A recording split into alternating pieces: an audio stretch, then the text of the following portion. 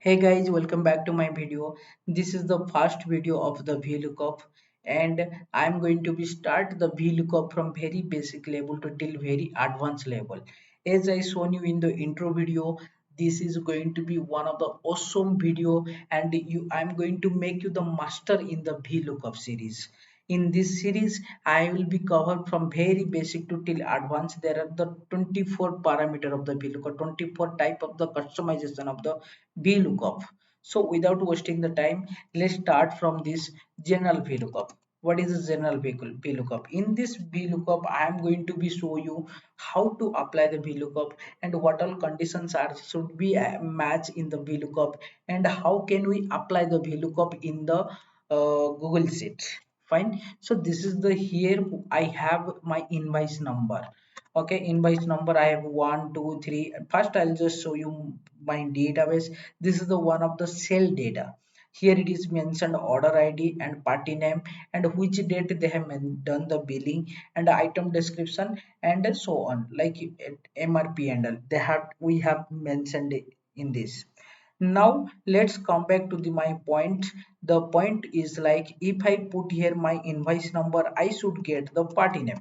What is my party name? Who is the party has taken this product? For an example, if I take the put here fight, then Abhishek should come here, like it should come here. The my party name is the Abhishek. How do I get that? We can get it by the vlookup. Vlookup mean vertical lookup. Vertical mean if I put here in like any data is starting from this vertical wise, it will just search your data. Okay, then next come back to the point like how to put the vlookup. For to applying the vlookup, there are required four category. First one, your criteria mean for what you are looking for. I'm looking for invoice number. This is my criteria, this is my search key. Okay, then next is the range mean where is your table from, within where you want to search. I want to search the data from this table, then this is my range. Okay, then now is my column index, what I need, what is my requirement. My requirement is the party name, then this is my column index. Fine. Now it is the next is the true and false. True mean it is the nearby. False mean exactly should be matched. I'm going to tell you in the further in this. Don't skip this video, watch till end. Let's start from the applying the vlookup. First thing, now you need to put the equivalent, then vlookup. First thing what you need to give is the criteria, I mean search key. What is your search key? This is my invoice number, this is my search key. Then next is the range. This is my range, and range always should be start where your search key is available, and it will search from left to right. All right, then my search key is available over here, then I'll just select like up to where I want. I can select entire my table. Then now next, what is the requirement? My requirement is my party name. Now party name where it is available in the data table, it is available in the second column.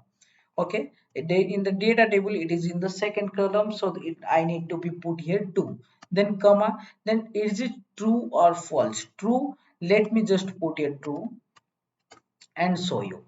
Now you can see over here it is showing me Arab.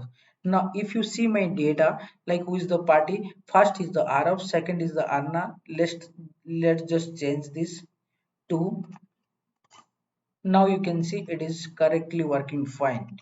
But what is the difference between true or false? Let me just put here false.